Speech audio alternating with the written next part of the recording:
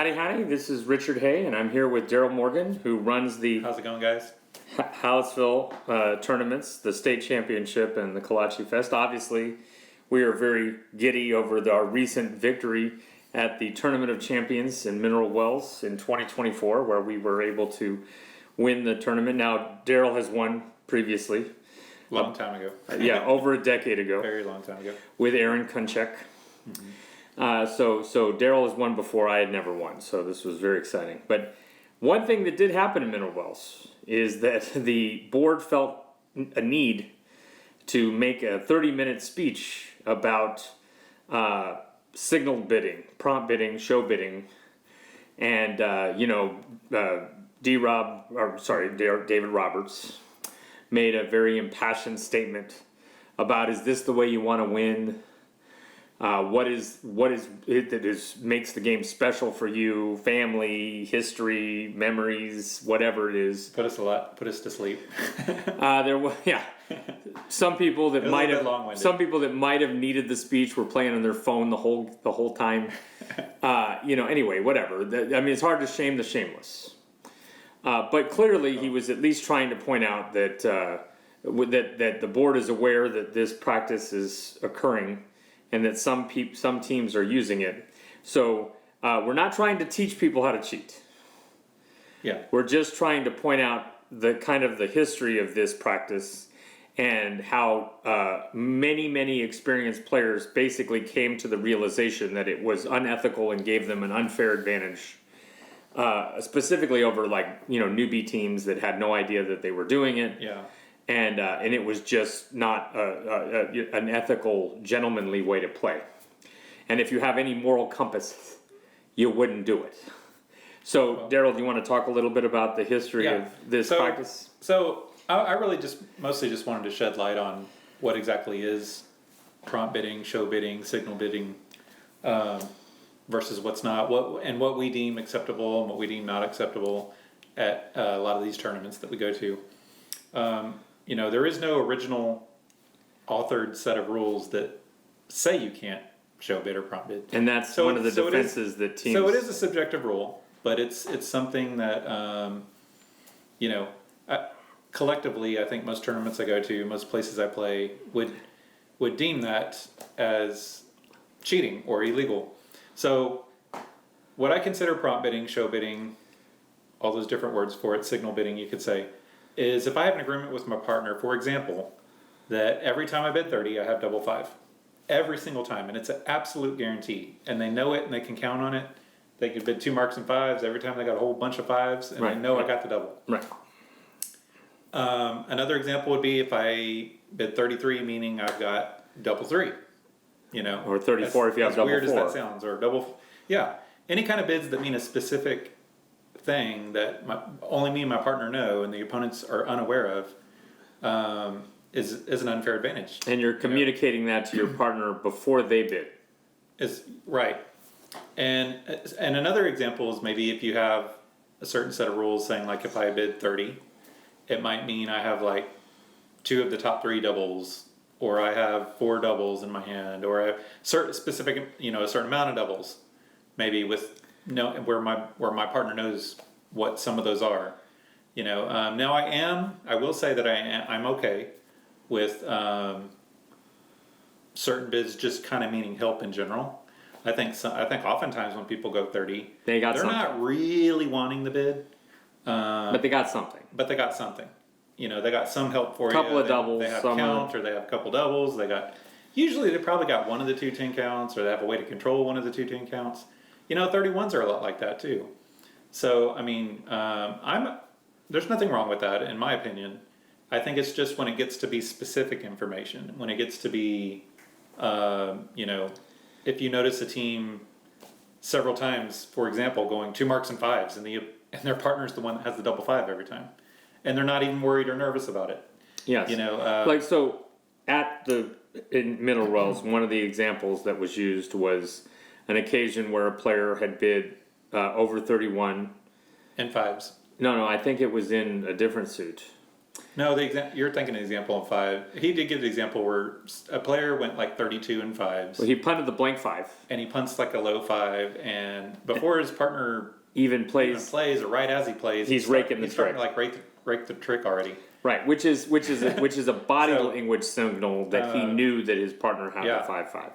Now, I can point to an example in my experience where I was playing in up in near Dallas at the Sweetwater Tavern, and there was a husband and wife team where she bid 30 and then he went 36 in 5s. And something about her bid told him that she had the 5-5 or the 6-6, and since he went in 5s and had the Yeah. 5-5, he knew she had the 6-6. He leads 6-4 on the first trick, naked. Yeah. You do not do that. No rational player does that Unless you're in, well, unless you know. there's times though when you're in desperate mode, and there's times when I'll say I was in a tournament yesterday, in fact, where we were way down in the score, and I had a really good trump suit. I had a couple doubles, and I had a straight naked 5 off, and I went 2 marks.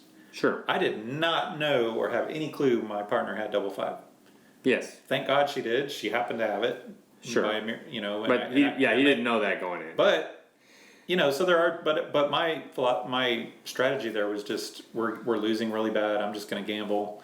Well, but I'm talking about the teams that know. Yes, that know for sure. The teams that know, like so, and use it to their advantage. And the reality is there is a rule that says that you should not have a pre-conversation before the game where you and your partner know something that the other team does not know, which is fine. Except, how do you enforce that? Yeah. How do you even prove that that happened? It's difficult. So It's very difficult, and it's very difficult to police. But you know, we do try to do that at the tournaments we play at. I think, you know, vast majority of the people I play with are ethical. just honest and ethical players, and they, I play with a lot of very risky players too. Sometimes that can be Yeah, that they do perceived as cheating sometimes. but Right, I but- do. Some people are just gunslingers. gunslingers. Yeah, Yes. that's the best way to put it. Yes, You know, that they'll- their philosophy is, I've got 14 dominoes. Yeah. I can only see 7 of them. I never met a hand I didn't like. I play with some guys that if they get a really good trump suit and they've got a couple different offs, they'll go 84 just on the chance that, hey, maybe I can hit my partner on one of the other. And then I dump my garbage and I Yeah. win the rest. Yeah, And I've seen them make them, but I've also seen them die. not make it. I've seen them Yeah. die on that where their partner has no help. Sure. So,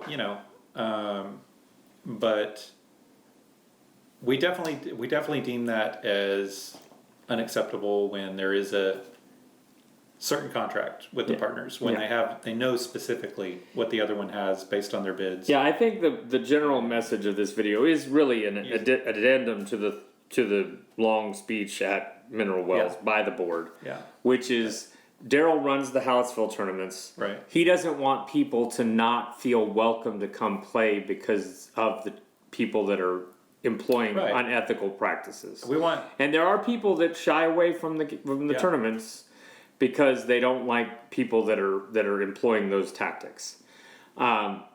Obviously, what Daryl's really asking is, even if you can do a thing, doesn't mean you should do a thing, and to search your ethical, moral compass, and to please, if you come to play in these big tournaments, please play ethically.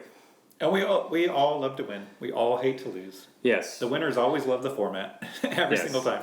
Yes. You know, and there's a lot of times the not winners complain and accuse the opponents of cheating. And sometimes people hate losing so much that they falsely accuse people of cheating. That happens plenty of times. That trust also me. happens. Yes. So, and that's happened where I've gone and watched teams in that scenario, and I'm like, I didn't see anything shady.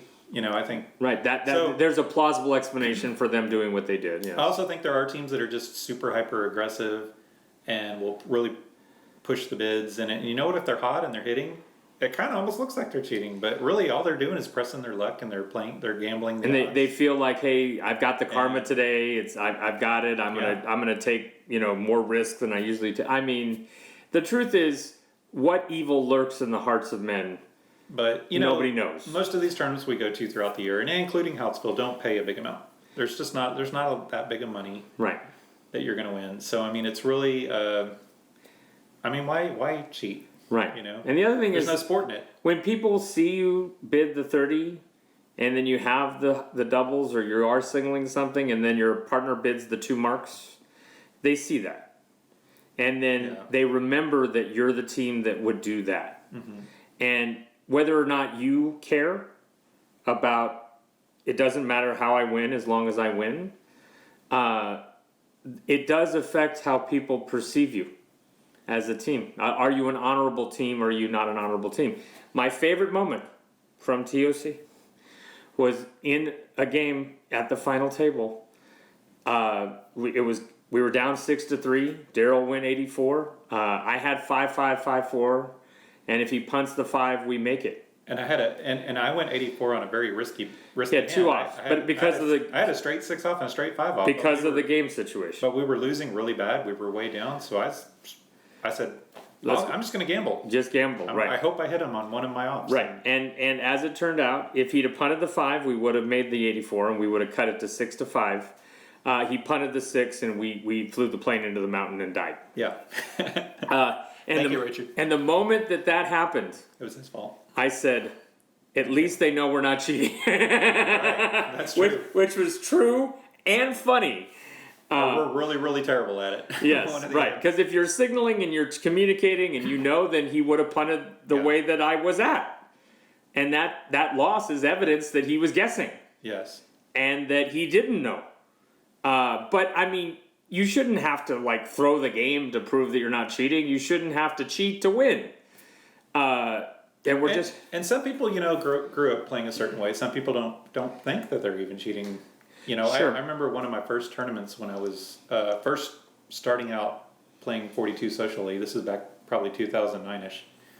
I played an old married couple, retired older couple, and I noticed they were doing stuff where they would bid in 5s constantly, where the partner would have the double 5, but it's like they never missed. They were right every single time.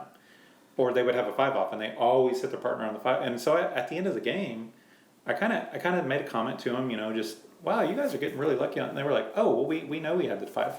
That's what our 30 bid means. Yes, that's right. So they didn't even. I was like, wow. They okay. admitted it because they didn't consider it cheating. You know what? And it may not be considered cheating in certain circles, and that's Sure. fine. And that's where I go back to say it's But kind of a subjective rule. Yeah. But I will say I consider that cheating. Yes. And That in an organized 42 tournament yeah, with, a large number of teams who have driven hours and hours to play in that tournament. yeah, One of the reasons that the people that don't come, that say we don't come because of the cheaters, the reason they don't come is because why would I drive hours and hours and then have it to where I get booted by a team that's using unethical right. tactics to gain an unfair advantage? So really, what I think the point of this particular video is that Daryl is trying to add on to the speech that was at TOC where the board was saying we're aware of the practice, we frown on it. And in the 1955 rule book for the big game of Texas 42, it said all methods of signaling in your bids is illegal. They knew about it in 1955. Yeah, This is not a new problem. yeah. We're just asking for people to use the honor system. Yeah, use the honor system. The other thing too, be careful about accusing teams of it as well. Because again, I say there are some very aggressive teams. There are teams that just will press their luck and just gamble. And if they're hot and they're hitting a couple times, that doesn't necessarily mean they absolutely knew what was in the other's hand. Right. Well, I would also say that the example used at TOC where he talked about the guy raking the trick before his partner even played the 5-5 as a way of showing that he knew. Yeah. Or the example I used of the couple where the guy led the 6-4 naked out of the gate whenever most rational players would not do that unless you know. Yeah. Those are obviously, I'm standing on the table spitting in your face cheating, but most of the cheating is not that. Yeah. Most of it is far more subtle, far more nuanced, and much more difficult to prove. And we also consider, and this goes without saying, any kind of physical cues. If I'm If I'm looking to the side, looking to the ground, I touch my if ear, I'm making facial expressions, whatever. during the bidding cycle, and that means something. Yes. That obviously is a very The original rule about the 4-3 Obvious orientation sign of the of, dominoes was cheating. so that you wouldn't be communicating with the way you set up the dominoes. And a quick story, I talked to a guy that used to play at the Dixie Chicken, but way back in the day, probably 80s or 90s or something. He said that him and his partner had this thing where, and I think it meant like the 6-6 or 5-5, one of those two big doubles, where they would say, "Hey, have you seen Larry lately?" And if his partner would say, "No, I hadn't seen him in a while," that meant he did not have the 6-6 or 5-5, whichever it was that they agreed on. And but then if he answered, "Oh yeah, I saw him just the other day," or "I saw him this morning," or that meant that he did have it. And Well, so that was really that's a Well, and there's other things gosh, like there's so many things you could do. oh, there's lots. I mean, But- like the other example is a lot of times when you lead trump and everybody plays one, and you're trying to figure out whether your partner has it or the opponents have it, which you leave it out or pull Yeah. it. One is like if your partner pulls the trick, they have it. There's But so if, many if they things. wait for you to pull the Yeah. trick, then they don't have it. I mean, just And people tapping dominoes. There's so many things. there was a guy, there was a barber I You know. played that his wife made him stop playing because he would play the domino and the suit that was facing his partner, he had the double in. Yeah. I mean, whatever the system is, Yeah. we're just asking that you don't employ unethical systems Right. of signaling to gain an unfair advantage. Right. I agree. Please. So anyway, that was the main point of the video. We just wanted to shed light on that and kind of differentiate what's considered acceptable, what's not considered acceptable, and to be cautious about accusing people too that may or may not actually be doing it. This is one of the reasons it's so difficult to we all really love to win. eliminate We all it. hate Yes. losing. Yes. That's a universal truth. Very true. But it's got to be proven. It's got to be seen several times over, and it's got to be consistent. If I see a team and they're bidding really aggressively, and they're hitting, they're hot, but then they get cold and they miss each other. Well, that's a sign they're probably just aggressive. They're Yes. probably just pushing their luck and they're Right, and then eventually the circle turned and it stopped working Yeah. for them. But And there's no rule about saying you just got to bid your hand for what it's worth by itself. I mean, you're bidding on 14 dominoes. that's true. There are Some people. players have that philosophy. Some people will take more I'm risks. aggressive. Some people will jump off the cliff and say Geronimo more than other players. I mean, I'll go 36 with a 5 off. You're darn right. Yeah, it happens. If I have other ways to get out of the lead, sure. like last night, I went 2 marks with a 5 off because I was losing really bad and made it. Made it. Yes, that's right. We're But he didn't know. But what we're trying to say is we consider that cheating and unacceptable if you have a system where you know exactly what's in your partner's hand based on their bids, and you use that consistently to win. That's eventually people are going to catch on to that. Eventually people are going to notice. And they're going to have opinions of you and your team based on that practice. So anyway, but I have nothing against playing aggressively, bidding aggressive. I'm fairly aggressive myself. Sure. I have nothing wrong with just a simple, like my 30 kind of means a little bit of help over here. Yeah. But it's when but we're talking about the actual signal bidding, I think is the best way to put it. Yes. Show bidding, prompt bidding is other words for it, but Sure. and just wanted to point that out to everyone. Well, and one last point before we sign out. There are bidding conventions in other games like bridge. Yeah. And some of the inspiration for employing this practice in 42 is inspired by bidding conventions in bridge. But in bridge, it is considered highly unethical for you to employ bidding conventions that the other team is not aware of. So bidding conventions are allowed, but you have to disclose what the bidding convention is to the other team. So whenever you do it, your partner knows, but the other team also knows. Now, I would argue that every time I bid 30, I have the 5-5 is unfair, even if the other team knows. But basically, clearly there are occasions where teams are doing that, and the other Yeah. team does not know, which is, even in bridge, considered to be an unethically unfair practice that gains an unfair advantage. So please don't do it. Yeah, please don't do it. Okay. All right. Have a good one. See you at the Thank you, Richard. tables. See you guys.